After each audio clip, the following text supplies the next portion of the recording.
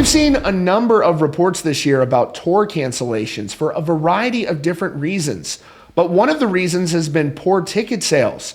And now there are multiple reports about whether or not something larger is going on and what those circumstances could be that have led to those disappointing ticket sales. We saw recently that the Black Keys abruptly canceled a large tour that was going to be going on through the fall that was already on sale. It appeared that there were poor ticket sales for that tour. The abrupt cancellation led to the Black Keys firing their management. Patrick Carney had a strongly worded response to that. I'll show you in just a moment. But we're going to take a look here at what is going on. There's some articles out about this. And from what you're seeing as well as a concert goer, let me know in the comments if you are feeling like you're not able to go to as many shows as you normally do, maybe due to the economy. We're going to take a look at all the possible factors. And even Live Nation, the global live event giant, they are weighing in on this and offering a response to reports about these poor ticket sales as well. And Patrick Carney from the Black Keys is holding nothing back here. He's just straight up saying, we got fucked in the midst of this tour cancellation. And he says he's going to have a bigger response. Stay tuned for that after this went down. And there was an amicable parting of ways, that's how it's being characterized, with their management. So they went in different directions in the immediate aftermath of this tour cancellation. Here's more. Now, for his part, Patrick Carney wants to get the word out about this. He went on X and wrote, "We got fucked. I'll let you all know so it doesn't happen to you. Stay tuned." And ironically, in a statement from the management that they went in different directions from,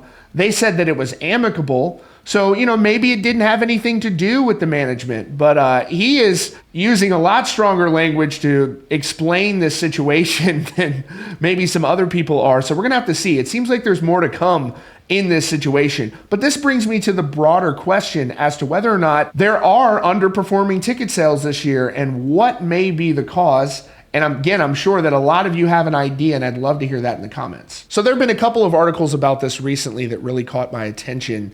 The first one's from GQ, and I go to a lot of concerts every week, especially this time of year. So I have a lot of thoughts about this and what I'm seeing at the shows I go to, and I'm sure a lot of you go to a lot of shows as well, so we'll talk about this. But this is from GQ, and they made some interesting observations about some tracking that goes on with ticket prices and the market. And from what they're seeing, it looks like selling these tickets in a very quick fashion, and it appears that that's not going as well this year, according to this report. It says artists are canceling arena tours right and left. Maybe they shouldn't have been playing arenas in the first place. So who's to blame? Is it the concert promoter, in this case with the Black Keys, Live Nation, or is it the band? The answer is a little complicated. It says last week, the Black Keys, a band best known for soundtracking car commercials and occasionally fist-fighting fellow Nashville resident Jack White, canceled an entire North American leg of a scheduled arena tour without explanation. Now, this is interesting to me. It says the Taylor Swifts of the world are still making money on the road, but it says here, big arena tours have historically been sustained by early ticket sales, and that part of the market appears to be collapsing.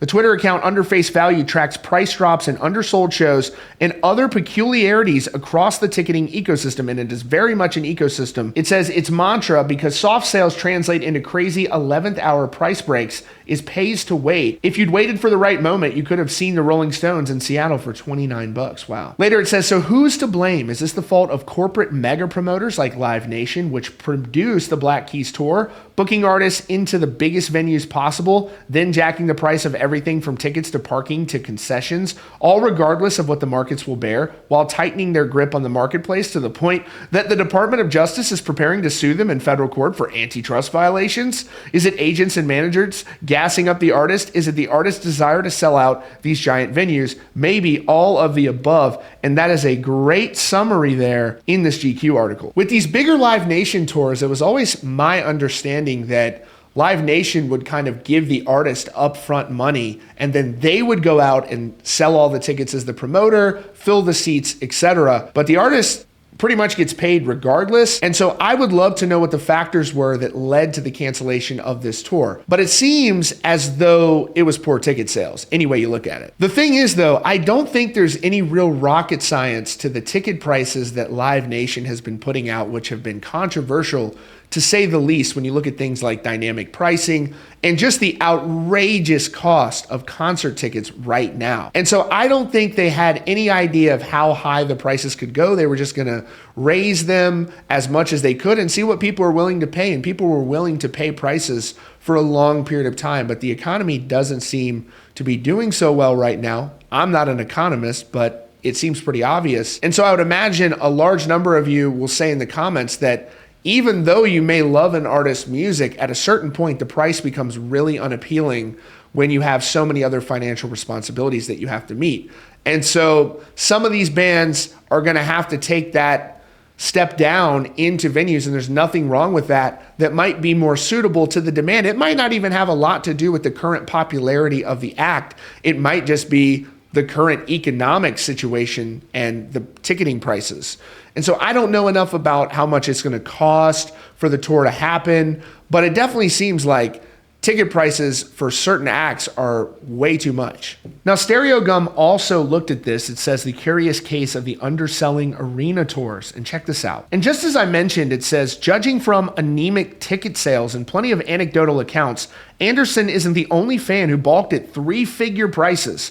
On May 24th, the Black Keys quietly canceled the entire arena tour, leaving fans confused and looking for answers. Days later, they put out a euphemistic statement saying they plan to announce revised tour dates that will enable us to offer a similarly exciting, intimate experience for both fans and the band. In blunter terms, smaller venues, which is exactly what that means. And again, there is nothing wrong with that. But Live Nation has actually responded to this. They gave a statement to Stereo Gum, and they're actually pushing back on the idea that tours are not doing as well this year. They say that they have data that says it's strong, and more so attribute it to the general turnover of tours, and they're not always the same number or volume of tours happening in any given year. They said overall market data shows demand is strong. Sales are up from last year with over 100 million tickets sold, even with fewer large stadium shows touring in 2024. Plus, ticket sales for shows in arenas, amphitheaters, theaters, and clubs are up double digits year over year. Every year, some events naturally fall off for various reasons, and in 2024, across all venue types, we've seen a 4% cancellation rate, which is flat to last year. For me personally, I go to a lot of shows, and pretty much every show I go to is packed regardless of the venue size. And so I think this comes down to maybe it's a combination of the ticket prices might have been too high, but on the other hand, you have Live Nation here saying that demand is strong. So what are you seeing at the shows? Are you a musician? What do you think? Let me know in the comments down below. And as always, be sure to subscribe to Rockfeed with notifications on for the latest news and updates.